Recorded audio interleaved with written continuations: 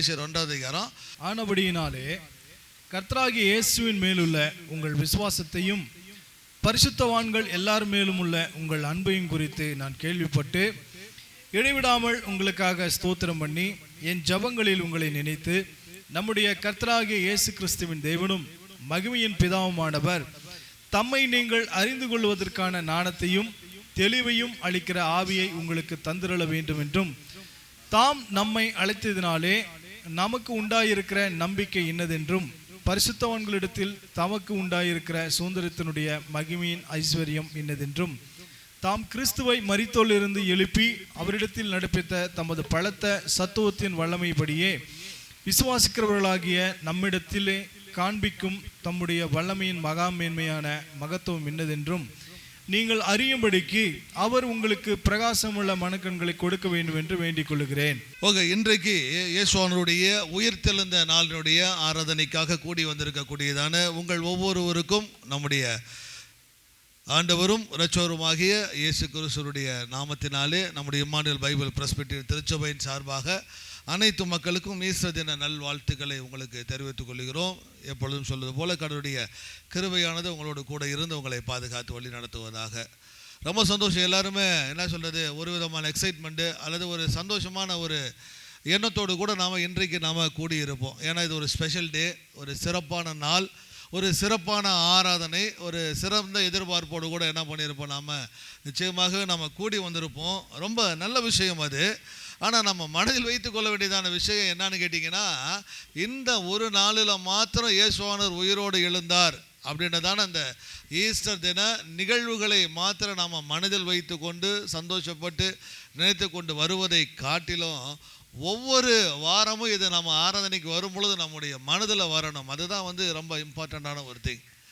ஏதோ இன்றைக்கி ஒரு நாள் ஓகே இயேசுவானவர் உயிரோடு எழுந்தார், என்னுடைய பாவத்திற்காக வந்தார், மரித்தார், ஓகே அப்படின்றதான ஒரு சந்தோஷமான நாளை எண்ணி அதை சந்தோஷமாக கொண்டாடும்படியாக இன்றைக்கு மாத்திரம் வராமல் ஒவ்வொரு வாரமும் இந்த செயலை அல்லது இந்த நிகழ்வை அல்லது இந்த நாளை நாம் மனதில் வைத்து கொண்டு அவர் இயேசுவானவர் எனக்காக பாடுபட்டு மரித்து உயிரோடு எழுந்ததுனால தான் நான் இன்றைக்கி அவர் ஆராதிப்பதற்காக நான் இங்கே வந்திருக்கிறேன் அப்படின்றதான எண்ணம் தான் இன்னும் அதிகப்படியான சந்தோஷத்தையும் மகிழ்ச்சியையும் உற்சாகத்தையும் ஆராதனையில் நாம் இன்னும் நல்ல முறையில் ஈடுபாடோடு கூட இணைந்து கடவுளை ஆராதிப்பதற்காகவும் உதவி செய்யக்கூடியதான ஒரு காரியம். ஸோ இது ஒவ்வொரு நாளும் நம்ம மனதில் ஒவ்வொரு வாரமும் நம்முடைய எண்ணத்திலேயும் இருக்க வேண்டியதான ஒரு விஷயம். இப்படி ஒவ்வொரு வாரமும் அல்லது ஒவ்வொரு நாளும் இந்த எண்ணம் நம்முடைய மனதில் இருக்கணும்னா நாம் புரிந்து கொள்ள வேண்டியதான ஒரு சில விஷயங்கள் இருக்குது. அந்த விஷயங்களை தான் அப்போஸ்தலனாகிய பவுல் எபேசு பட்டணத்திற்கு எபேசு சபையில் உள்ளதான விசுவாசிகளுக்கு எழுதுகிறத பொழுது தம்முடைய ஜெபங்களில் அந்த வார்த்தைகளை வைத்து எழுதுகிறார். ஆண்டவரை ஏற்றுக்கொண்டீங்க, இயேசு உங்களுடைய சொந்த இரட்சகராய் நீங்கள் ஏற்றுக்கொண்டீங்க, கேட்டதான எல்லா சுவிசேஷத்தையும் நீங்கள் மனதில் வைத்து கொண்டு உங்களுடைய நம்பிக்கையில் நீங்கள் மாற்றத்தை உடையவர்களாக இருந்து கடவுள் உங்களுக்கு அளித்ததான எல்லா விதமான நன்மைகளையும் மனதில் வைத்து கொண்டு நீங்கள் வாழ்ந்து கொண்டு வரீங்க. இன்னும் நீங்கள் உற்சாகமாக இருக்கணும்னா, இன்னும் அவங்களுடைய திருச்சபையினுடைய உறவிலையும் ஆவிக்குரிய வாழ்க்கையில் நீங்கள் பலப்பட்டவர்களாக இருக்கணும் அப்படின்னா ஒரு சில விஷயங்கள் நீங்கள் புரிந்து கொள்ள வேண்டும் என்று சொல்லி நான் விரும்புகிறேன். அந்த விஷயத்தை என்னுடைய ஜெபங்களில் நான் தினமும் நான் செய்கிறேன். அது எதுன்றதான வார்த்தையை நீங்கள் மனதில் வைத்து கொண்டீங்க அப்படின்னா இன்னும் உங்களுக்கு நன்மையான காரியமாய் முடியும் என்று சொல்லி தான் ஏற்கனவே சொல்லப்பட்டதான விஷயங்களை எல்லாம் நினைவு கூர்ந்து 15வது வசனத்தில் அவர் தொடங்குகிறார். ஆனபடியினாலே என்ன ஆனபடியினாலே அப்படின்னா எபேசு சபை மக்களாகிய நீங்கள் கிறிஸ்துவுக்குள்ளாக எப்படிப்பட்டவர்களாய் நீங்கள் இருக்கிறீங்க, எந்த நிலையில் நீங்கள் ஏற்றுக்கொண்டதான இயேசுவே உங்களை எந்த இடத்துல அல்லது எந்த நிலையில் வச்சு உங்களை பார்க்குறார். உங்களுடைய நிலை என்பது உங்களுடைய பொசிஷன் என்பது உங்களுடைய ஸ்டேட்ன்றது கடவுளுக்குள்ளாக இயேசுக்குள்ளாக நீங்கள் எந்த நிலையில் நீங்கள் இருக்கிறீங்க அப்படின்றத நீங்கள் உணர்ந்து கொண்டீங்க அப்படின்னா, இதை நீங்கள் புரிந்து கொண்டீங்க அப்படின்னா தொடர்ந்து நீங்கள் வாழ்ந்து வரக்கூடியதான இந்த ஆவிக்குரிய வாழ்க்கையிலும் அல்லது எல்லா இந்த கிறிஸ்துவ வாழ்க்கையில் நீங்கள் பலப்பட்டவர்களாய் இன்னும் பிரயோஜனம் உள்ளவர்களாய் நீங்கள் உயிர்த்தெழுந்ததான அந்த இயேசு கிறிஸ்துவினுடைய வாழ்க்கையை அல்லது உயிர்த்தெழுந்ததான இயேசுவினுடைய அந்த ரட்சிப்பின் காரியத்தை உங்களுடைய வாழ்க்கையில் நீங்கள் பிரதிபலிக்கிறவர்களாய் நீங்கள் வாழ முடியும். அப்போ எதற்காக இதை அங்கே சொல்ல வர்றார் அப்படின்னா நீங்கள் எபேசு சபை மக்களாகிய நீங்கள் இயேசுவை ஏற்றுக்கொண்டதான பிறகு வாழக்கூடியதான வாழ்க்கை என்பது இயேசுவின் உயிர்த்தெழுதலை உங்கள் வாழ்க்கையில் பிரதிபலிப்பதாக இருக்கிறதா? அப்படி பிரதிபலிப்பதா இல்லை அப்படின்னா நீங்கள் இன்னும் புரிந்து கொள்ள வேண்டியதான விஷயங்கள் இருக்குது. அதை புரிந்து கொள்வதற்கு என்னுடைய ஜெபம் உங்களுக்கு உதவியாக இருக்குன்னு சொல்லிட்டு அவர் அது சொல்லுகிறார். ஸோ இன்றைக்கு நமக்கு அதுதான், இயேசுவை ஏற்றுக்கொண்டோம், அவர் அருளிதான ரட்சிப்பை நாம் பெற்றுக்கொண்டோன்னு சொல்லி நம்ம ஒவ்வொரு வாரமும் சோச்சிக்கிறோம். அல்லது இந்த உலகத்தில் கிறிஸ்தவர்கள் என்கிறதான பெயரோடு அல்லது ரட்சிக்கப்பட்டவர்களான பெயரோடு கூட நாம் வாழ்ந்து கொண்டு இருக்கிறோம். பவுல் எழுப்பினதான ஒரே ஒரு அது கேள்வி தான் திரும்பவும் நான் இந்த ஈஸ்டர் நாளில் வைக்கக்கூடியதான கேள்வி. ரட்சிக்கப்பட்டதான நாம் பெற்றுக்கொண்டதான ரட்சிப்பினுடைய நிலையில் இருந்து, அதாவது இயேசுவானவர் எனக்காக என்னுடைய பாவத்திற்காக எனக்கு பதிலாக அவர் சிலுவையில் சென்று எனக்காக பாடுபட்டு அடிக்கப்பட்டு இரத்தத்தை சிந்தி மரித்து உயிரோடு எழுந்ததும் எனக்காக தான். அந்த உயிர்த்தெழுந்த வாழ்க்கையில் இருக்கக்கூடியதான அந்த வல்லமையை, அல்லது அவர் உயிரோடு எழுத செய்தான அந்த வல்லமையை நான் ஒவ்வொரு நாளும் என்னுடைய வாழ்க்கையில் நான் காண்பிக்கிறவனா நான் வாழ்ந்து கொண்டிருக்கிறேனா? அதுதான் இப்போ கேள்வியே. எதாவது உலகத்தில் இருக்கிறோம், எனக்கு கொடுக்கப்பட்டதான வாழ்க்கையை நான் வாழ்கிறேன், வெச்சு மீன்ஸ் எனக்குன்னு ஒரு குடும்பம் இருக்குது, நான் வேலைக்கு போகிறேன், எனக்குன்னு பிள்ளைங்க இருக்காங்க, அவங்கள நான் கவனிக்கிறேன், எனக்குன்னு சொல்லி உறவுகள் இருக்குது, பொறுப்புகள் இருக்குது, அதற்காக மாத்திரம் நான் வாழ்ந்து கொண்டு இருக்கிறேன்னா? இல்லை, எனக்கு ஒரு மிகப்பெரியதான பொறுப்பு இந்த உலகத்தில் எனக்கு கொடுக்கப்பட்டிருக்கிறது, அல்லது எனக்கு ஒரு மிகப்பெரியதான ஒரு புதிய வாழ்க்கையை கடவுள் இந்த உலகத்தில் எனக்கு கொடுத்திருக்கிறார். அந்த புதிய வாழ்க்கையை நான் மற்றவர்கள் பார்க்கும்படியாக அல்லது கடவுளுக்கு சாட்சியாக நான் இந்த உலகத்தில் நான் வாழ்கிறேனா? ஏன்னா முதல்ல அவர் வைக்கக்கூடியதான மிகப்பெரியதான ஒரு காரியமே அதுதான். ஸோ ஆனபடியினாலே 15 கர்த்தராகிய இயேசுவின் மேலுள்ள உங்கள் விசுவாசத்தையும் பரிசுத்தவான்கள் மேல் எல்லாரும் உள்ளதான உங்கள் அன்பையும் குறித்து நான் கேள்விப்பட்டு, இங்கே பரிசுத்தவான்கள்லாம் ஆல்ரெடி நான் சொல்லிட்டேன், கூட இருக்கக்கூடியதான இயேசுடைய இரத்தத்தினால் கழுவப்பட்டதான சக விசுவாசிகள், சக சகோதர சகோதரிகள், திருச்சபையில் இருக்கக்கூடியவங்க தான். ஸோ வெளியிலேருந்து யாரையும் சொல்ல, பரிசுத்தவான்கள்லாம் நாம் நினைக்கிற மாதிரி ஆட்கள்லாம் சொல்ல.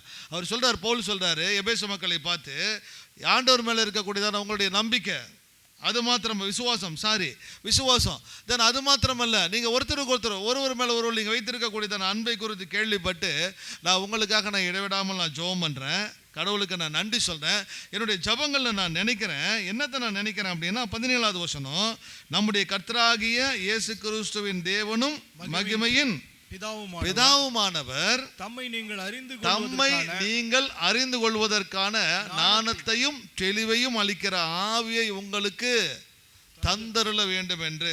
17வது வசனம் கொடுக்கப்படுவதனுடைய நோக்கம் என்ன? அல்லது 17வது வசனத்தில் பவுல் எபேசு சபை மக்களுக்கு ஜபிக்க வேண்டியதான் நோக்கம் என்ன? பிதாவாகிய தேவன் அவரை பற்றி அறிகிறதான அறிவையும் ஞானத்தையும், பிதாவாகிய தேவன் நீங்கள் அறிந்து கொள்வதற்கான ஞானத்தையும் தெளிவையும் அளிக்கிறதான ஆவியை உங்களுக்கு தந்தருள வேண்டும் என்று. ஸோ முதல்ல கடவுள் சொல்கிற பவுலுடைய விருப்பம் என்னன்னு கேட்டிங்கன்னா, இயேசு கிறிஸ்துவின் மேல் உள்ள விசுவாசம் ரொம்ப சந்தோஷம், நீங்கள் ஒருத்தருக்கு ஒருத்தர் அன்பாக இருக்கிறீங்க, ரொம்ப சந்தோஷம். ஆனால் உங்கள் நிலையில் இந்த உலகத்தில் கடவுள் கொடுத்ததான வாழ்க்கையை நீங்கள் வாழுகிறதான பொழுது உங்களை மாத்திரம் நீங்கள் அறிந்து கொள்வீர்களாய் மாத்திரமல்ல, உங்களை ரட்சித்ததான தேவன் எப்படிப்பட்டவர் என்கிறதான அறிவும் ஞானமும் நமக்கு இருக்கிறதா? ஏன்னா நம்ம போயிட்டு இருக்கிறதான வாழ்க்கை அல்லது நம்ம வாழ்ந்து கொண்டு இருக்கிறதான வாழ்க்கை பிரச்சனைகள் மத்தியில் தான், பாடுகள் மத்தியில் தான், பாவங்கள் நிறைந்ததான உலகத்தின் மத்தியில் தான்.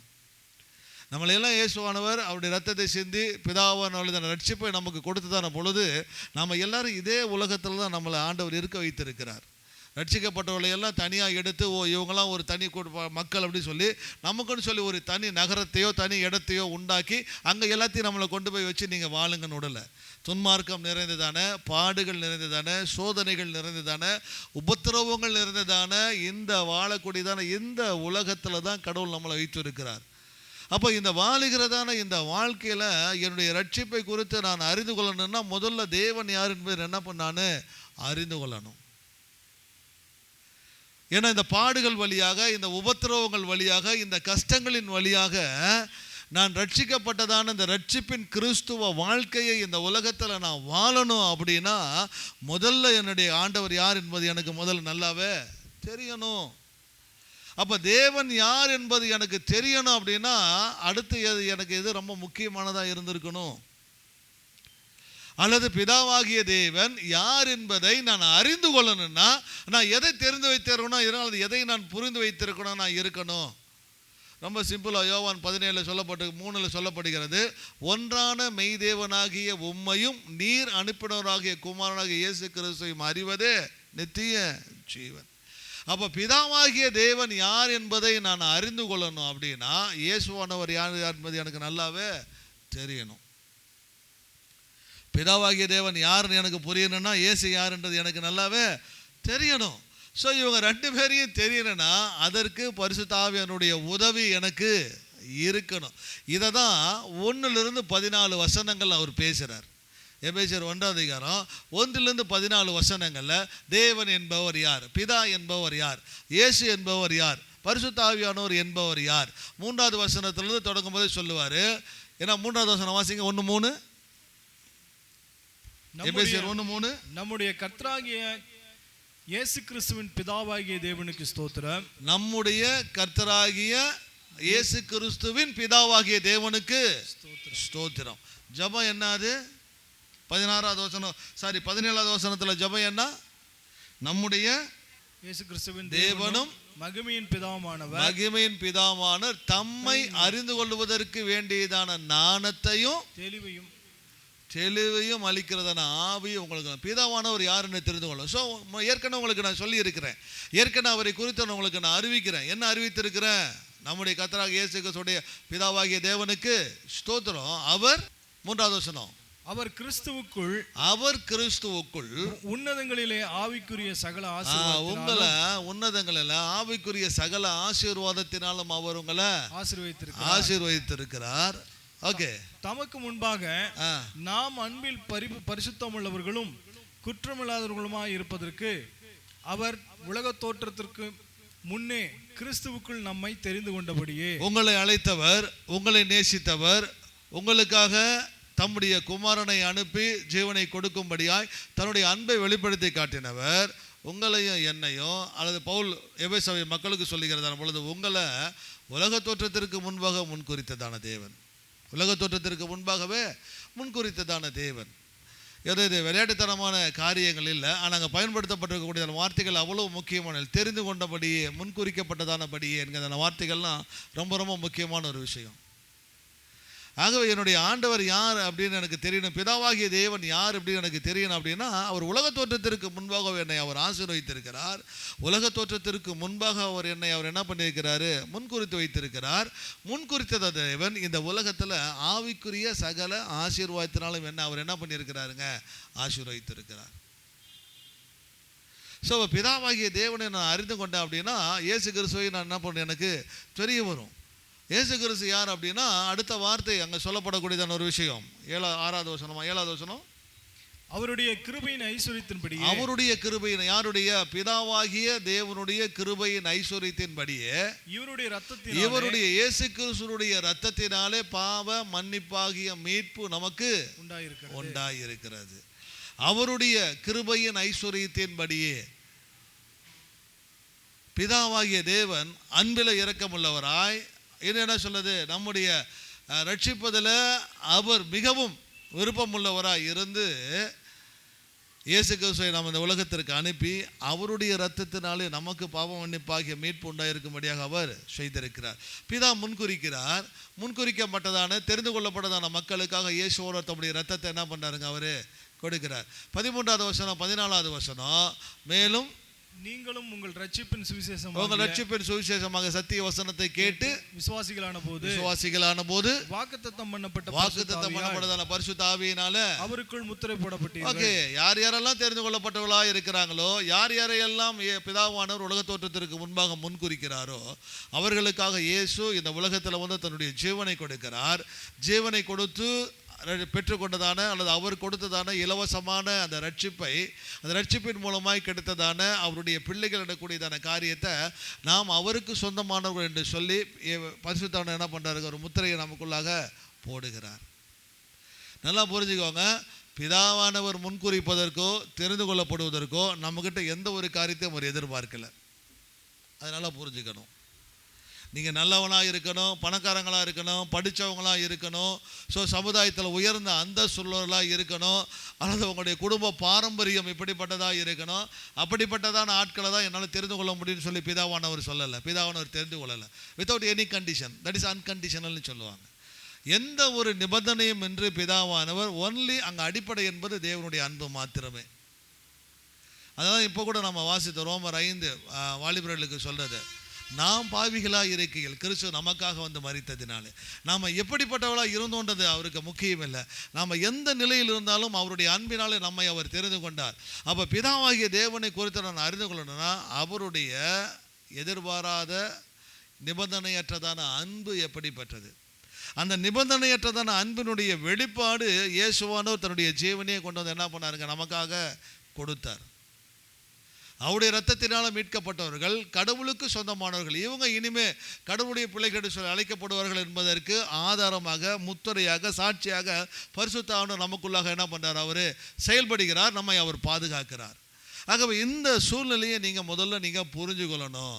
இந்த உலகத்தில் இருக்கக்கூடியதான வாழ்க்கையை பார்த்து, இந்த உலகத்தில் இருக்கக்கூடியதான உங்களுடைய குடும்ப சூழ்நிலையை பார்த்து நீங்கள் சோர்ந்து போகக்கூடாது.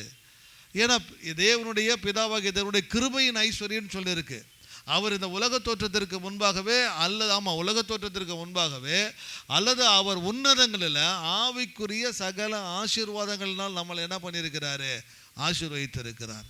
ஒருவேளை இந்த உலகத்தினுடைய வாழ்க்கையை பார்த்து நாம் சோர்ந்து போய், அல்லது உலகத்தினுடைய வாழ்க்கையை பார்த்து நாம் தடுமாறிட்டு நம்ம ரட்சிக்கப்பட்டோன்னு சொல்லக்கூடியதான அந்த உயிர் தெழுந்ததான தேவனருளிதான அந்த வல்லமையின்படி நம்ம வாழாமல் உலகத்திற்கு ஏற்றபடி நம்ம வாழ்கிறோம் அப்படின்னா, இன்னும் என்னை ரட்சித்ததான கடவுள் யார், என்னை தெரிந்து கொண்டதான கடவுள் யார், எனக்குள்ளாக இருந்து செயல்படக்கூடியதான ஆவியானவர் யார் என்பது இன்னும் நான் அறியாதவனாக இருக்கிறேன். முதல்ல அந்த அறிவும் அந்த ஞானமும் அந்த தெளிவும் உங்களுக்கு என்ன பண்ணணும் வேண்டும்னு சொல்கிறார். ஏன்னா இன்றைக்கி மக்களுடைய பிரச்சனை அதுதானே. கிறிஸ்தவனாக வந்துட்டா வாழ்க்கை மாறுனாங்க, கிறிஸ்தவனாக வந்துட்டா சந்தோஷமாக இருக்கலாம்னாங்க. இங்கே வந்த பிறகு தான் முன்னே இருந்த நிலைமையோட ஒன்று மோசமாக போகுது, இல்லாட்டா அந்த நிலைமை அப்படியே கண்டினியூ ஆகிட்டு இருக்குது. இதில் நான் போய் எங்கள் கடவுளுக்காக நான் வாழ்கிறது, என் வாழ்க்கையை நான் பாதுகாத்து கொள்ளவே நான் போராடிட்டு இருக்கிறேன், என்னுடைய வாழ்க்கையை நான் சரி செய்து கொள்ளவே நான் என்ன பண்ணிட்டு நான் கஷ்டப்பட்டுட்டு இருக்கிறேன். இங்கே போய் நான் எங்கே நான் ரட்சிக்கப்பட்டவன்னு சொல்லி அந்த உண்மையும் நேர்மையும் பொறுமையும் அன்பும் இரக்கமும் சகிப்புத்தன்மையும் உள்ளவனா இங்கே நான் வாழ முடியும் அப்படின்னா, தயவு செஞ்சு உங்களுடைய ஆண்டவர் யார் என்பதை நீங்கள் புரிந்து கொள்ளுங்க அப்படின்றது என்ன பண்ணுறாரு, முதல்ல சொல்ல வைக்கிறார். 17 தென் அப்புறம் 18, தாம் நம்மை அழைத்ததினாலே நமக்கு உண்டாயிருக்கிற நம்பிக்கை என்னதென்றும், பரிசுத்தவான்களிடத்தில் தமக்கு உண்டாயிருக்கிற சுதந்திரத்தினுடைய மகிமையின் ஐஸ்வர்யம் என்னதென்றும் 19 வாசிச்சிருக்க. தாம் கிறிஸ்துவை மரித்தோரிலிருந்து எழுப்பி அவரிடத்தில் நடைபெற்ற தமது பலத்த சத்துவத்தின் வல்லமைப்படியே விசுவாசிக்கிறவர்களாகிய நம்மிடத்திலே காண்பிக்கும் தம்முடைய வல்லமையின் மகா மேன்மையான மகத்துவம் என்னதென்றும் நீங்கள் அறியும்படிக்கு அவர் உங்களுக்கு பிரகாசமுள்ள மனக்கண்களை கொடுக்க வேண்டும் என்று வேண்டிக் கொள்கிறேன். 3 விஷயத்தாங்க மென்ஷன் பண்ணாருங்க. 3 மிக முக்கியமான காரியத்தை சொல்றார். நம்முடைய ஆண்டவரை குறித்து நீங்க அறிந்து கொள்ளணும் அப்படின்னா, அவர் நம்மை அழைத்ததினால, பிதாவாகிய தேவன் நம்மை அழைத்ததினாலே, அங்கே தாம் அப்படின்ற வார்த்தை எங்கெல்லாம் இருக்கோ அந்த வாசித்த வசனத்தில் அது எல்லாமே பிதாவாகிய தேவனை குறித்து பேசப்படக்கூடியதான வார்த்தை. அப்போ நம்ம 18 எப்படி நம்ம வாசிக்கிறேன்னா, 17 பவுலுடைய ஜெபம் என்னன்னா, பிதாவாகிய தேவன் அவர் எப்படிப்பட்டவர் என்பதை அறிந்து கொள்ள வேண்டியதான ஞானத்தையும் தெளிவையும் என்ன பண்ணணும் உங்களுக்கு கொடுக்கணும். இப்போ புரிஞ்சுங்க அப்படின்னா, நம்மை அழைத்த பிதாவாகிய தேவன் 18வது வசனம், நம்மை அழைத்ததினாலே நமக்கு உண்டாயிருக்கக்கூடியதான நம்பிக்கை என்னதென்றும், எந்த நம்பிக்கையில் உங்களை கடவுள் அமைச்சிருக்கிறார், எந்த நம்பிக்கையை கொடுத்து அல்லது அழைத்த தேவன் உங்களுக்கு கொடுத்த நம்பிக்கை என்ன, அதை முதல்ல நீங்கள் புரிஞ்சுக்கோங்க. ஸோ தாம் நம்மை அழைத்ததினாலே நமக்கு உண்டாயிருக்கிற நம்பிக்கை என்னதென்றும். தென் ரெண்டாவது காரியம் சொல்றாரு, பரிசுத்தவான்களிடத்தில் நமக்கு உண்டாயிருக்கிற சுதந்திரத்தினுடைய மகிமையின் ஐஸ்வர்யம் என்னதென்றும். 3வது காரியங்க சொல்றாரு, அது நடுவில் இருக்கு பாருங்களேன், விசுவாசிக்கிறவர்களாகிய நம்மிடத்தில் காண்பிக்கும் பிதாவாகிய தேவனுடைய வல்லமையின் மகா மேன்மையான மகத்துவம் என்னதென்பதை நாம் அறிந்து கொள்ள வேண்டும் என்று சொல்லி அவர் நமக்காக ஜெபம் பவுல் எபேசு சபை மக்களுக்காக ஜெபம் பண்ணார். இன்றைக்கி இந்த 3 விஷயம்தான் நமக்கு மிக மிக முக்கியமான வார்த்தைகள். எந்த வார்த்தைகள்னால், நான் கேட்டதான கேள்விக்கு பதில் அதுதான். நீங்கள் வாழுகிறதான இந்த வாழ்க்கையில், உலக பிரகாரமான இந்த வாழ்க்கையில் நீங்கள் அந்த உயிரோடு எழுந்ததான அந்த உயிர்த்தெழுதின் மூலமாக கிடைக்கப்பட்டதான புதிய வாழ்க்கையை நீங்கள் வாழுகிறீர்களா? அல்லது இந்த புதிய வாழ்க்கை மற்றவர்களுக்கு சாட்சியாக இருக்கும்படி நீங்கள் காட்டுகிறீர்களா? இல்லை பழைய வாழ்க்கையை நீங்கள் வாழ்கிறீங்களா? பழைய வாழ்க்கை இருக்குன்னா இது 3 என்னன்னு இன்னும் நமக்கு தெரியல. கடவுள் என்னை அழைச்சார். அவருடைய அன்பு அளவற்றதான அன்பு, நிபந்தனையற்றதான அன்பு. அவர் என்னை தெரிந்து கொண்டு அவருடைய பிள்ளையாகும்படி அவர் என்னை அழைத்தார். அழைக்கும் பொழுது எனக்குள்ள ஒரு நம்பிக்கையை கொடுக்குறார். அந்த நம்பிக்கை என்னன்னு எனக்கு தெரியல. அந்த நம்பிக்கை இந்த உலகத்துக்குரியதா அல்லது எதற்குரியது அது இன்னும் எனக்கு தெரியல. 2வது விஷயம், இந்த உலகத்தில் நான் இன்னும் பாடுபட்டுட்டு தானே இருக்கேன், இன்னும் நான் கஷ்டப்பட்டுட்டு தானே இருக்கிறேன். அது நீங்கள் பணம் அப்படின்னு நீங்கள் நினச்சிங்களா? அது தப்புன்னு நான் சொல்கிறேன். அது சமாதானம் இல்லை, சந்தோஷம் இல்லை, நிம்மதி இல்லை, வியாதி இல்லை. நான் சொல்கிறது புரியுதுங்களா? ஸோ இந்த மாதிரி எல்லாமே அதில் நமக்கு வந்து சேரும். பணம் இருக்கிறவங்க வியாதியில் கஷ்டப்படுவாங்க, வியாதி இல்லாதவங்க பணத்தில் கஷ்டப்படுவாங்க. சாப்பாடு இருக்கிறவங்களுக்கு சாப்பிட முடியாது, இல்லாதவங்க சாப்பாடு. ஸோ எல்லாமே நமக்கு இருக்க வேண்டியதான கஷ்டங்கள் தான். ஆக எந்த காரியம் நமக்கு இந்த உலகத்தில் நான் வந்து செல்வம் தானே நான் பார்க்க ஆரம்பிக்கிறேன், எந்த விஷயம் என்ன இந்த பூமியில் நான் ஐஸ்வர்யான்னு சொல்லி நினைக்க வைக்குது, அது இன்னும் புரிந்து கொள்ள முடியல. ஏன்னா என் நம்பிக்கை என்னன்னு சொல்லி தெரிஞ்சாதான் அந்த நம்பிக்கை கொடுக்கக்கூடியதான அந்த உத்தரவாதம் என்பது நான் யாருன்றது எனக்கு காட்டும். நான் யாருன்றதை காட்டினாதான் எனக்குள்ளாக இந்த நம்பிக்கையை செயல்படுத்தக்கூடியதான வல்லமை எது என்பது என்னால் என்ன பண்ண முடியும், புரிந்து கொள்ள முடியும். வல்லமைன்னு என்னங்க? பவர். இங்கே சொல்லப்பட்டு இருக்கு இல்லையா 19வது வசனத்தில், விசுவாசிகளாகிய நம்மிடத்தில் காண்பிக்கும் தம்முடைய வல்லமை. பிதாவாகிய தேவனுடைய வல்லமையை குறித்து அங்கே பேசுகிறார். ஓகேங்களா? வல்லமைன்னு என்ன? பவர்னு என்னதுங்க? சக்தின்னு என்னதுங்க? ஒன்றை செய்து முடிப்பதற்கு உண்டான திறன். வேற இன்னும் ஒரு சில நிறைய விஷயங்கள் நம்ம சொல்லலாம். ஆனால் சக்தி அப்படின்னாவே, பவர் அப்படின்னாவே மாற்றங்கள்னு சொல்லி அர்த்தம். பவர் அப்படின்னாவே மாற்றங்கள்னு சொல்லி அர்த்தம். ஏன்னா ஒரு சக்தி என்பது ஒரு மனிதனை எந்த விதத்திலையும் அல்லது ஒரு பொருளை எந்த விதத்திலையும் அது மாற்றக்கூடியதான ஒரு விஷயமாக இருக்குது. இப்போ இங்கே சொல்கிறார், பிதாவாகிய தேவனுடைய வல்லமை என்பது நம்முடைய வாழ்க்கையை மாற்றக்கூடியதான அளவிற்கு என்ன இருக்குது, செயல்படக்கூடியதான ஒரு விஷயம். ஸோ நல்லா புரிந்து கொள்ளுங்களேன். 3 விஷயங்கள்: நம்பிக்கை, ஐஸ்வர்யம், வல்லமை. இதை 3ஐயும் கடவுள் இந்த உலகத்தில் நமக்கு கொடுத்துருக்கிறார். ஆனால் கொடுத்துருக்கிறது என்னன்னு கேட்டிங்கன்னா, எந்த விதமான நம்பிக்கையை நமக்கு கொடுத்துருக்கிறார், எப்படிப்பட்டதான ஐஸ்வர்யம், எப்படிப்பட்டதான செல்வத்தை நமக்கு கொடுத்திருக்கிறார், எப்படிப்பட்டதான வல்லமையை நமக்கு கொடுத்திருக்கிறார். இது 3மே இந்த உலகத்திற்கு சார்ந்ததான விஷயங்கள் கிடையவே கிடையாது. இந்த 3மே இந்த உலகத்திற்கு சார்ந்தான விஷயங்கள் கிடையாது. எந்த காரியம் அப்போ நம்பிக்கை என்பது என்ன, ஐஸ்வர்யம் என்பது என்ன, வல்லமை என்பது என்ன? ஏற்கனவே சொன்னது போல இருக்கிறது தான். நம்பிக்கை என்பது பிதாவாகிய தேவன் என்ன பண்ணியிருக்காங்க, என்ன அழைச்சிருக்கிறார். இடத்துல எந்த ஒரு எதிர்பார்ப்பும் இல்லாதபடிக்கு, எந்த ஒரு நிபந்தனையும் இன்றி அவர் என்னை அழைத்திருக்கிறார். எதற்காக என்னை அழைத்திருக்கிறார் என்று சொன்னால், அவரோடு இருக்கக்கூடியதான உறவை நான் புதுப்பிக்கும்படியாய், நான் அவருடைய பிள்ளையாக மாறும்படியாய். இந்த உலகத்தில் நான் எப்படி இருக்கிறோனோ, எப்படி வாழ்கிறோனோ அதை பற்றிலாம் கிடையாது. ஆனால் எனக்கு ஒரு புதிய வாழ்க்கையை கொடுத்திருக்கிறார். அது புதிய மனுஷனுக்கு உண்டானதான குணத்தை எனக்கு அவர் கொடுத்திருக்கிறார். அந்த தேவன் கொடுத்தவர், என்னை ரட்சித்தவர், ஒரு நாள் நிச்சயமாகவே மீண்டும் வந்து என்ன பண்ணுவார், என்னை கூட்டிக் கொண்டு அவர் என்ன பண்ணுவாருங்க, போவார். நான் இந்த உலகத்தில் வாழ்ந்து மடிந்து போவதற்காக அல்ல, அவர் எப்படி என்றென்றைக்கும் இருக்கிறாரோ அதே போல நான் என்றென்றைக்கும் அழியாத ஒரு நித்திய வாழ்க்கை எனக்கு அவர் என்ன பண்ணியிருக்கிறாரு, கொடுத்திருக்கிறார். அதுதாங்க அவர் நமக்கு கொடுத்திருக்கக்கூடியதான நம்பிக்கை. ஒருவேளை இந்த உலகத்தில் வாழ்ந்து அப்படியே நாம் இறந்து போகிறதா இருந்தோம், அப்படியே நம்ம மறித்து இந்த உலகத்தோடு நம்முடைய வாழ்க்கை முடிந்து போகிறதா இருந்தது அப்படின்னா அது நம்பிக்கையற்றதான ஒரு வாழ்க்கை. ஆனால் நமக்கு ஒரு நம்பிக்கையை கொடுத்திருக்கிறார். இறப்பிற்கு பின்பாகவும் நமக்கு ஒரு வாழ்க்கை இருக்கிறது. அதுக்கு அவர் சொன்னதான விஷயங்களை தான் யோவான் 14:19 அஷூரதா சொல்றார். பிகாஸ் ஹி லிவ்ஸ் அப்படின்றதான பாட்டோ அல்லது பிகாஸ் ஹி லிவ்ஸ்ன்றதான வார்த்தைகளுடைய அர்த்தமோ இதிலிருந்து வந்தது தான். 14:19 யோவான் 14:19. இன்னும் கொஞ்ச காலத்திலே உலகம் என்னை காணாதே, நீங்களோ என்னை காண்பீர்கள். நான் பிழைக்கிறபடியினால் நீங்களும் பிழைப்பீர்கள். நான் பிழைக்கிறபடியினால் நீங்களும், அர்த்தம் என்னன்னா, நான் உயிரோடு இருக்கிறேன், நீங்களும். நான் என்றென்றைக்கும் மாறாதவனா இருக்கிறேன், எனக்கு மரணம் என்பது கிடையவே கிடையாது. நான் எப்படி என்றென்றைக்கும் நான் வாழ்கிறேனோ அதுபோல நீங்களும் என்றென்றைக்கும் நீங்கள் வாழுகிறீர்கள். அதான் அவர் கொடுக்கக்கூடியதான நம்பிக்கை. நம்முடைய நம்பிக்கை எதன் மேலே வச்சு இப்போ நம்ம வாழ்ந்துட்டு இருக்கிறோம்? அந்த உலகத்தினுடைய பாடுகளையும் கஷ்டங்களையும் பிரச்சனைகளையும் பார்த்து இதில் நான் நல்லபடியாக வந்துட்டா போதும், இதில் நான் மேலேறி வந்துட்டா போதும், இந்த வாழ்க்கை எனக்கு நல்லதாய் அமைந்தாய் போதும்னு சொல்லி நம்பி இதற்கு கடவுள் எனக்கு உதவி செய்வான்னு சொல்லி நம்ம வாழ்கிறோமா? இல்லை அவர் கொடுத்திருக்கிற நம்பிக்கை என்பது இம்மை உலகத்திற்கு மாத்திரமல்ல, மறுமை உலகத்திலே நாம் என்றென்றைக்கும் அழியாமல் நித்தியமாய் அவரோடு கூட நாம் இருப்போம் என்கிறதான நம்பிக்கையில் நாம் வாழ்கிறோமா?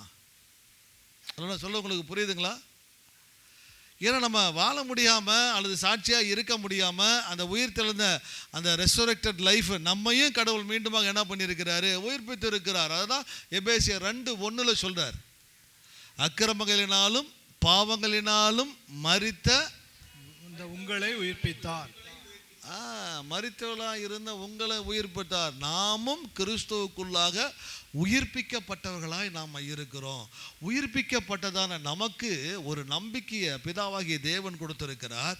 என்ன நம்பிக்கைனா, எப்படி தம்முடைய குமாரனாகிய இயேசு கிறிஸ்துவை இந்த உலகத்திற்கு அனுப்பி அவர் மரித்து பாடுபட்டு ரத்தம் சிந்தி அடக்கம் பண்ணப்பட்டு 3ஆம் நாளில் உயிர்த்தெழச் செய்தாரோ, உயிரோடு எழும்பச் செய்தாரோ, உயிரோடு எழும்பி என்றென்றைக்கும் வாழக்கூடியதான் அழியாத நித்திய வாழ்க்கை கொடுத்து இயேசுவானவர் எப்படி என்று நித்தியமாக இருக்கிறாரோ அதுபோல் நமக்கும் கடவுளோடு இருக்கக்கூடியதான நித்தியமான வாழ்க்கை அவர் என்ன பண்ணியிருக்கிறார்? நமக்கு கொடுத்திருக்கிறார். இந்த நித்திய வாழ்க்கை நம்முடைய நம்பிக்கையாக இருக்குது. அதை தான் 1 பேதுருல இப்போ நீங்கள் மனப்பாடமாக சொன்னதான வார்த்தை. அவர் இயேசு கிறிஸ்து மரித்தோரிலிருந்து உயிரோடு எழும்பினதினாலே, இல்லைங்களா? எதனால? மரித்தோரிலிருந்து உயிரோடு எழுதின. 1 பேதுரு 1ஆவது அதிகாரம் வாசிக்க மனப்பாட வசனத்தில், அவர் இயேசு கிறிஸ்து மரித்தோரிலிருந்து எழுந்ததினாலே அழியாததும் மாசற்றதும் வாடாததுமாகிய சுதந்திரத்திற்கு ஏதுவாக ஜீவனுள்ள நம்பிக்கை உண்டாகும்படி தமது மிகுந்த ஜீவனுள்ளதான நம்பிக்கை உண்டாகும்படி, அழியாததும் மாசற்றதும் வாடாததும் அந்த நம்பிக்கை, அது அழியாது, என்னன்னைக்கு அழியாது, அது என்றென்றைக்கு இருக்குது. அதுதாங்க நம்பிக்கை. இந்த உலகத்தில் இல்லாமல் போனாலும் மறுமை உலகத்தால் நிச்சயமாக நான் கடவுளோடு கூட இருக்கிறேன். இந்த உலகத்திலையும் கடவுள் இருக்கிறார், மறு உலகத்திலையும் கடவுள் இருக்கிறார். என்ன கஷ்டங்களோ தான் அவர் இன்றைக்கு என்னோடு கூட இருக்கிறார். இந்த உலகத்தை விட்டு நான் கடந்து போனாலும் அவர் என்னோடு கூட என்றென்றைக்கும் இருக்கிறார். அந்த நம்பிக்கை இருக்கான்னு பாருங்களேன். நம்ம நம்பிக்கை என்ன தெரியுமா? நான் செத்து போய் பரலோகம் போனதான பிறகு கடவுள் என்னோடு கூட இருக்கிறாரா இல்லையோ, இந்த உலகத்தில் அவர் இருந்தாரா நான் ஏன் இப்படி இருக்கணும்? இங்கேயே அவர் இல்லாதவர் அங்கே இருப்பார்னு என்ன நிச்சயதான ஒரு கேள்விக்குறியோடு தான் நம்ம வாழ்ந்து கொண்டு இருக்கிறோம். உங்களுக்கு சரியானபடி இல்லை அப்படின்னா இன்னும் எனக்கு தேவைன்னு சொல்லி கடவுள்கிட்ட நான் கேட்டுட்டு இருப்பேன். கடவுள் இன்னும் என்ன ஆசீர்வதிப்பாரா? கடவுள் இன்னும் என்ன ஐஸ்வர்யனை மாற்றுவாரா? இன்னும் என்ன செல்வந்தான அந்த பூமியில் உயர்த்தி வைப்பாரா? இதெல்லாம் நான் கேட்டுக்கிட்டே இருப்பேன். ஆனால் வசனம் சொல்லுது, ஆல்ரெடி அவர் என்ன இப்படி பண்ணி வச்சுட்டாரு. பூமியில் உன்னதங்களில் சகல ஆசீர்வாதத்தை நம்மளை ஆசீர்வதித்து இருக்கிறார் அப்படின்றது ஏற்கனவே நான் சொல்லியிருக்கிறேன். அது கடந்த காலம், நிகழ்காலம் அல்ல, எதிர்காலம் அல்ல. நான் சொல்ல புரியுதுங்களா? ஸோ ஆல்ரெடி இதை முடிச்சிட்டார். என்ன அதான் சொன்னேன், இந்த நம்பிக்கை நம்ம சரியான இருந்ததுன்னா அவர் நமக்கு அளித்திருக்கிற ஆசீர்வாதம் என்னன்னு நம்ம புரிந்து கொள்ள முடியும். இந்த நம்பிக்கை இந்த உலகத்திற்குரியதல்ல, அது என்றைக்கும் இயேசுவானவர் என்றென்றைக்கும் வாழுவது போல எப்பொழுதும் என்னால் என்ன பண்ண முடியும்? என்னால் வாழ முடியும். அவர் மரணத்தை ஜெயித்து உயிரோடு எழுந்து மரித்தேன் ஆனாலும் சதா காலங்களிலும் இதோ உயிரோடு இருக்கேன்னு சொன்ன ஆண்டவர் அவர் மாத்திரம் இல்லை, அவருடைய மரணத்தின் மூலமாக உயிர்த்தெழுதல் மூலமாக கிடைக்கப்பட்டதான ரட்சிப்பை பெற்றுக்கொண்ட அத்தனை பேரும் மரித்தாலும் உயிரோடு அவரோடு கூட நம்ம இருக்க போகிறோம். ஸோ இந்த நம்பிக்கை எந்த ஒரு எதிர்பார்ப்பும் இல்லாமல் கடவுள் என்ன எந்த விதத்திலையும் ஆசீர்வாதம் வைத்திருக்கான்னு சொல்லி இது நிமித்தமாக நம்ம சோர்ந்து போகாமல், இது நிமித்தமாக நாம் எந்த விதத்திலும் கடவுளுக்கு சாட்சியில் வாழக்கூடாதபடிக்கு கடவுள் எனக்கு கொடுத்துருக்கிற போதுன்றதான மனநிறைவோடு இந்த உலகத்தில் நம்மளை வாழ வைக்கும்.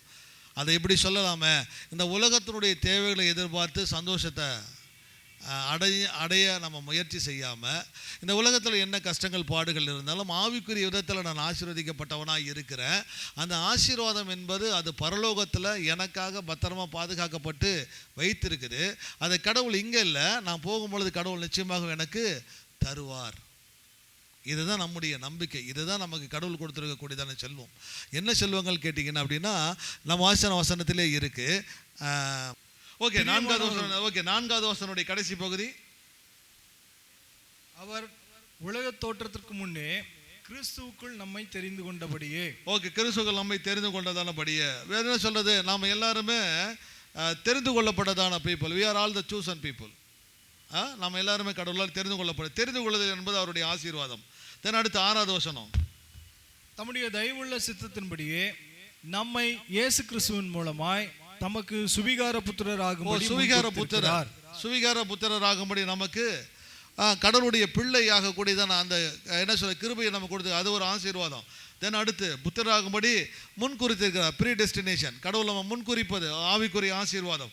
தென் அடுத்து 7வது வசனம், அவருடைய கிருபையின் ஐஸ்வரியத்தின்படியே இவருடைய இரத்தத்தினாலே பாவ மன்னிப்பு ஆகிய மீட்பு இவருக்குள். பாவ மன்னிப்பு, மீட்பு, இந்த 2 வசனங்கள் அங்கே சொல்லப்பட்டிருக்கு. ஸோ பாவ மன்னிப்பு ஆசீர்வாதம், மீட்பு என்பது நமக்கு கடவுள் நமக்கு கொடுத்திருக்கக்கூடியதான ஆசீர்வாதம். தென் அடுத்து 12வது வசனத்தினுடைய கடைசி பகுதி, கிறிஸ்துவுக்குள் அவருடைய சுதந்திரமாகும்படி தெரிந்து கொண்டபோது. அவருடைய சுதந்திரமாகும்படி கடவுள் நம்மளை என்ன பண்ணியிருக்கிறாரு? திறந்திருக்கிறார். அது ஒரு ஆசீர்வாதம், ஆவிக்குரிய ஆசீர்வாதம். தென் அடுத்து 13வது வசனத்தினுடைய கடைசி பகுதி, வாக்குத்தத்தம் பண்ணப்பட்ட பரிசுத்த ஆவியால் அவருக்குள் முத்திரை போடப்பட்டிருக்கிறது. ஸோ இது எல்லாமே நம்முடைய சொந்த பலத்தினாலேயோ அல்லது சொந்த விருப்பத்தினாலேயோ நம்ம பெற்றுக்கொள்ளவே முடியாது. தெரிந்து கொள்ளப்படுதல், முன்குறிக்கப்படுதல், சுதந்திராகுதல், தென் அவருடைய பிள்ளைகளாகும்படி கொடுக்கப்பட்டதான புத்திர சுவிகாரம், பாவ மன்னிப்பு, மீட்பு. ஸோ இது எல்லாமே நம்மளால் வாங்கிக்கவே முடியாது. இது கடவுள் நமக்கு கொடுத்துருக்கிறது.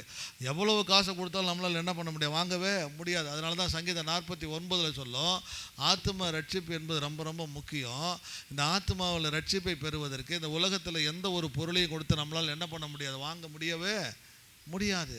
சங்கீதம் 49 நீங்கள் பாருங்கள் இருக்கும், எவன் ஒருவன் தன் சகோதரனுடைய அழிவை காணாதபடிக்கு மரணத்திற்கு அவனை விலைக்கு பாதுகாத்து கொள்ள முடியும். எந்த பொருளையும் அதற்கு ஈடாய் கொடுக்கவே முடியாது. ஸோ அப்போ என்றென்றைக்கும் அழியாத வாழ்க்கையை கொடுத்திருக்கிறார் எனக்குடைய நம்பிக்கையை நமக்குள்ள வைத்திருக்கிறதான தேவன் இந்த உலகத்தில் உண்டான காரியங்கள் அல்ல, என்றென்றைக்கும் அழியாத நித்திய ஆசீர்வாதத்தினால் அவர் என்ன பண்ணியிருக்கிறார்? என்ன ஆசீர்வதித்திருக்கிறார். அந்த தேவன் இயேசு கிறிஸ்துவை உயிரோடு எழுப்பினது மாத்திரமல்ல, என்னையும் அவருடைய வல்லமையினால் உயிரோடு எழுப்பி, எப்படி இயேசு கிறிஸ்துவை பிதாவினுடைய வலது பாரசத்தில் கொண்டு போய் உட்கார வச்சாரோ அதுபோல் நம்மளையும் கொண்டு போய் என்ன பண்ணியிருக்கிறார்? உட்கார வைத்திருக்கிறார், வைப்பாரில் வைத்திருக்கிறார். ஆல்ரெடி எல்லாமே செய்து முடிக்கப்பட்டதான ஒரு காரியம், நிறைவேறக்கூடியதான விஷயத்துக்குள்ளாக தான் நாம் காத்து கொண்டு இருக்கிறோம். எபேசியர் 2வது அதிகாரம் 5வது வசனம் 6வது வசனம், அக்கிரமங்களில் மரித்தவர்களாயிருந்த நம்மை கிறிஸ்துவுடனே கூட உயிர்ப்பித்தார். ஓகே, நல்லா புரிஞ்சுக்குவாங்களே, அக்கிரமங்களில் மரித்தவர்களாக நம்மை கிறிஸ்துவுடனே கூட உயிர்ப்பித்தார். ஓகே, இயேசு எப்படி அவருடைய மகா மேன்மையான வல்லமை என்பது கிறிஸ்துவனர் எப்படி உயிர்ப்பிக்கப்பட்டாரோ அப்படியே நம்மை அவர் என்ன பண்ணியிருக்கிறார்? அவர் உயிர்ப்பித்திருக்கிறார். தென் அடுத்து, கிருபையினாலே ரட்சிக்கப்பட்டீர்கள். ஓகே, கிறிஸ்து இயேசுவுக்குள் அவர் நம்மிடத்தில் வைத்த தயவினாலே தம்முடைய கிருபையின் மகா மேன்மையான ஐஸ்வர்யத்தை வருங்காலங்களில் விளங்க செய்வதற்காக. நீங்கள் இனி வருங்காலங்களில் நீங்கள் புரிஞ்சுக்கணும். ஆஃப்டர் இந்த லைஃப்பில் நீங்கள் வாழ்ந்துட்டு இருக்கும் பொழுது கிறிஸ்து இயேசுவுக்குள் நம்மை அவரோடு கூட எழுப்பி, கிறிஸ்து இயேசுவுக்குள் நம்மை அவரோடு கூட எழுப்பி உன்னதங்களிலே அவரோடு கூட உட்காரவும் செய்தார். உன்னதங்களிலே அவரோடு கூட உட்காரவும் செய்தார். ஸோ சிம்பிளாக எதை சொல்லி நான் முடிக்க விரும்புகிறேன்னு கேட்டிங்கன்னா, நீங்களும் நானும் இயேசுவனர் எப்படி மரித்து 3 அடக்கம் பண்ணப்பட்டு உயிரோடு எழுப்பப்பட்டாரோ அதுபோல் அக்கிரமத்தினாலும் பாவத்தினாலும் மரித்து போயிருந்த நாம் கிறிஸ்துவோடு கூட பிதாவுடைய தேவனுடைய அன்பினால் அல்லது அவருடைய வல்லமையினால் நாமளும் உயிர்ப்பிக்கப்பட்டிருக்கிறோம். உயிர்ப்பிக்கப்பட்டதான நாம் ஆவிக்குரிய சகல ஆசீர்வாதம் நம்ம இந்த பூமியில் என்ன பண்ணப்பட்டிருக்கோம்? நாம் ஆசீர்வதிக்கப்பட்டிருக்கிறோம். அந்த ஆசீர்வதிக்கப்பட்டதான காரியம் என்பது அவரோடு கூட என்றென்றைக்கும் அழியாத நித்திய வாழ்க்கையை பெற்று அவரோடு கூட நாம் இருக்கக்கூடியதான ஒரு விஷயம். ஆனால் இந்த விஷயத்தை நீங்கள் உறுதிப்படுத்தி கொள்வதற்கு இந்த உலகத்தில் நம்ம வாழக்கூடியதான ஒரு வாழ்க்கை என்பது சாட்சியாக இருக்கணும். இந்த உலகத்தில் வாழக்கூடியதான வாழ்க்கை என்பது சாட்சியாக இருக்கும். இந்த நம்பிக்கை உடையதான நாம் அல்லது நாம் ஆசீர்வதிக்கப்பட்டவர்களை புரிந்து கொண்டு இருக்கக்கூடியதான நாம் வாழக்கூடியதான இந்த வாழ்க்கை என்பதை எப்படி நாம் வாழ்கிறோம் அப்படின்றத மாத்திரம் நாம் நினச்சி பாருங்கள். உயிரோடு எழுப்பப்பட்டதான வாழ்க்கை என்பது புதிய வாழ்க்கை. ஒரு புதிய வாழ்க்கையை கடவுள் நமக்கு கொடுத்திருக்கிறார். புதிய வாழ்க்கையை பிதாவினிடத்திலிருந்து இயேசு கிறிஸ்துவின் மூலமாய் பெற்றுக்கொண்டதான நாம் எப்படி நாம் வாழுகிறோம்? உயிரோடு எழுப்பப்பட்டதான வாழ்க்கையை அந்த உலகத்துக்கு நாம் காட்டுறோமா, இல்லை இன்னும் நம்ம பழைய மனிதனாகிய செத்த வாழ்க்கையை நாம் இந்த உலகத்துக்கு நம்ம காட்டிகிட்டு இருக்கிறோமா? உயிரோடு எழுந்தோம் அப்படின்னா கடவுளுடைய குணம் அத்தனை நமக்குள்ளாக இருக்குன்னு அர்த்தம். உயிரோடு எலும்புல அப்படின்னா இன்னும் செத்த பழைய குணங்கள் நம்ம இடத்துல இருக்குன்னு அர்த்தம். இன்னும் கோபம், பொறாமை, எரிச்சல், பிடிவாதம், ஸோ சண்டை, வைராக்கியம், ஏகப்பட்ட விஷயங்கள் சொல்லப்பட்டிருக்கு. இதை எல்லாத்தையும் இன்னும் நம்ம காட்டிகிட்டு இருக்கோம். அதாவது கோவப்படுறதையே நான் தப்புலாம் சொல்லலைங்க, கோவப்படுறதையே தப்புன்னு சொல்ல. இயேசுவும் கோவப்பட்டார். நல்ல விஷயத்துக்கு கோவப்படுறது தப்பு இல்லை. ஆனால் எந்த ஒரு காரணமும் இல்லாமல் நம்ம கோவப்பட்டுட்டு எரிச்சல் ஆகிட்டு இன்னும் பொறாமல், இன்னும் என்ன சொல்கிறது, புறம் பேசுதல், ஸோ இன்னும் கேலி செய்தல், ஸோ இப்படியெல்லாம் இருந்தோம் அப்படின்னா எந்த வாழ்க்கையை நம்ம இந்த உலகத்துக்கு நம்ம காட்டிகிட்டு இருக்கிறோம்? அப்புறம் நம்ம ரட்சிக்கப்பட்டோன்னு சொல்லி என்ன அர்த்தம்? நாம் கடவுளுடைய பிள்ளையை மாறி இருக்கோன்றதுக்கு என்ன அர்த்தம்? எதுக்குமே அர்த்தம் இல்லையே. இன்னும் ஒருத்தர் நேசிக்க முடியல, ஒருத்தருக்கு ஒருத்தர் ஊழியம் செய்ய முடியல, ஒருவருக்காக நம்மளால் ஜபிக்க முடியல, ஒருவர் மீது ஒருவர் அக்கறை கொள்ள முடியல. ஆனால் நான் ரட்சிக்கப்பட்டேன், உயிரோடு எழுப்பப்பட்டவன் நாம் சொல்கிறோம். இயேசுவர் என்னை மீண்டுமாக மாற்றி இருக்கிறார் நாம் சொல்கிறோம். ஆனால் அந்த ரட்சிக்கப்பட்டதான வாழ்க்கையை இன்னும் நம்ம காட்டாமல் நம்ம வாழ்ந்துட்டு இருக்கிறோமே.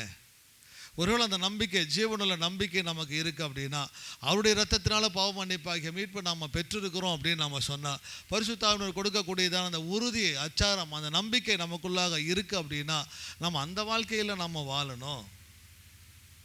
இயேசுடைய உயிர்த்தெழுதல் மூலமாக பெற்றுக்கொண்டான அந்த வாழ்க்கையை. ஏன்னா ஏற்கனவே நம்ம போன வருஷம் பார்த்தோம், 1 கொரிந்தியர்களுக்கு ஞாபகம் இருக்கா இல்லைன்னு சொல்லி தெரியல. 1 கொரிந்தியர் 15ஆம் அதிகாரம் உயிர்த்தெழுதலுடைய நம்பிக்கை குறித்து அதிகமாக நமக்கு பேசக்கூடியதான ஒரு மிகப்பெரியதான ஒரு அதிகாரம்.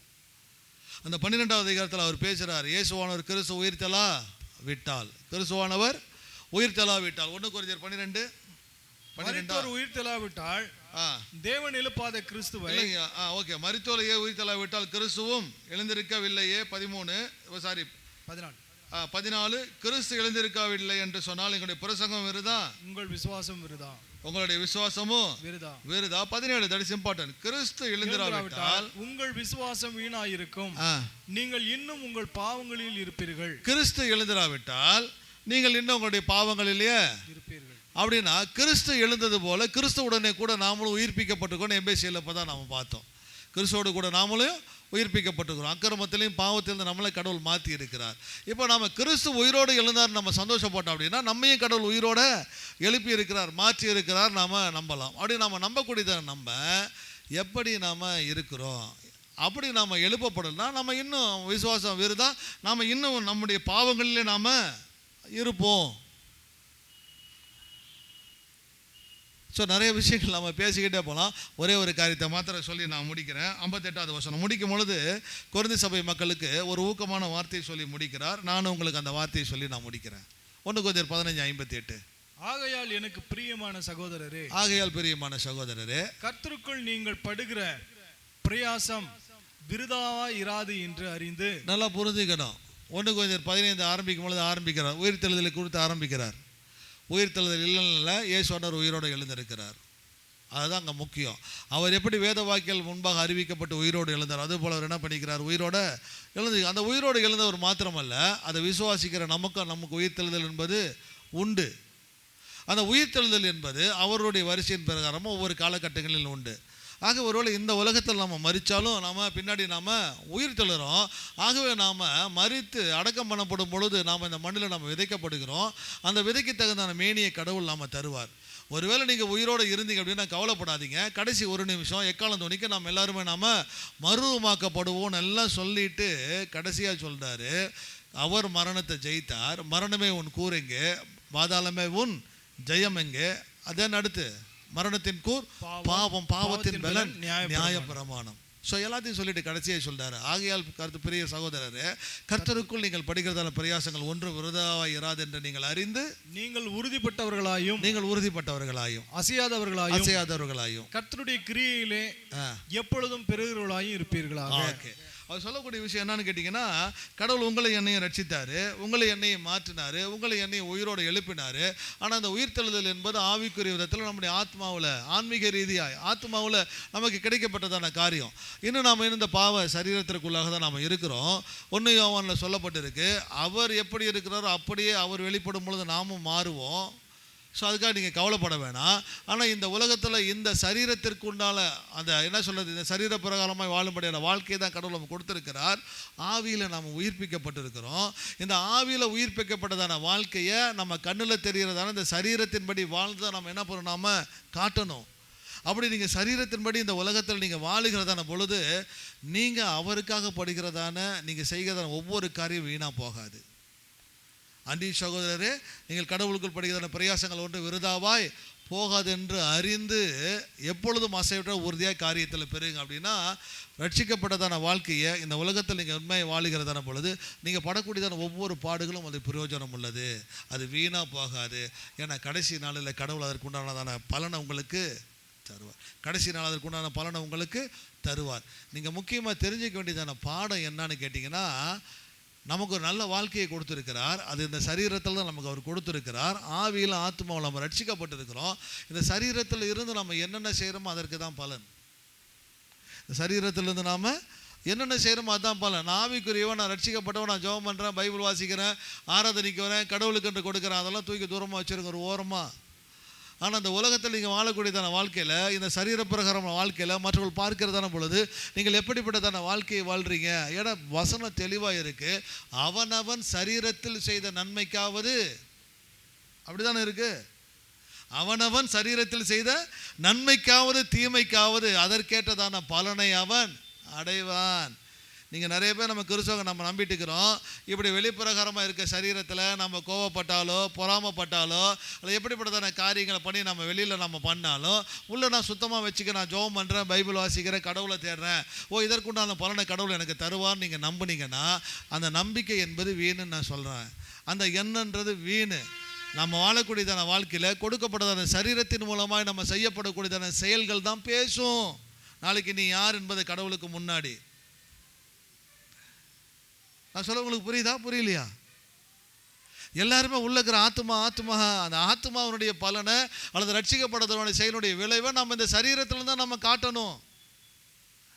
இதில் எதையும் செயலை காட்டாமல் உள்ளுக்குள்ளே செயலுக்குள்ளாக நான் எல்லாவற்றையும் நான் பண்ணிட்டு இருக்கிறேன் அப்படின்னா அந்த நம்பிக்கை வீண், அது பொய்யானது, அதற்குண்டான எந்த ஒரு காரியமும் நடக்காது. அப்போ நான் உயிரோடு நான் எழுப்பப்பட்டவன், இயேசு கிறிஸ்து உயிரோடு எழுந்த நான் நம்புகிறேன். அந்த உயிர் தெழுந்த வல்லமையை கொடுத்த தேவன் என்னை அவரோட உயிரோடு எழுப்பி இருக்கிறார். அந்த உயிரோடு எழுப்பப்படுது நான் ரட்சிக்கப்பட்டிருக்கிறேன். ரட்சிக்கப்பட்டதுனா அதனுடைய வாழ்க்கையை நான் காட்டுறேன்னா? அப்படி இல்லை அப்படின்னா இயேசு என்ன எந்திரிக்கலன்னு அர்த்தம், நம்முடைய நம்பிக்கை வீணுன்னு அர்த்தம், நான் இன்னும் பாவத்திலே இருக்கேன்னு சொல்லி அர்த்தம். தயவுசெய்து ரட்சிக்கப்பட்டதான உயிரோடு எழுந்தான வாழ்க்கை இந்த உலகத்துக்கு காட்டுங்க. அதுதான் ஒவ்வொரு நாளும் ஒவ்வொரு வாரமும் நம்ம கூடி வரும்பொழுது நம்ம சிந்திக்க வேண்டியதான விஷயம். இந்த உயிர்த்தெழுந்த நாளிலே நம்ம சிந்திக்க வேண்டியதான விஷயம். கடவுளுடைய கிருபை நம்மோடு கூட இருக்கட்டும். கண்களை மூடுவோம், நம்ம ஜெபம் பண்ணலாம்.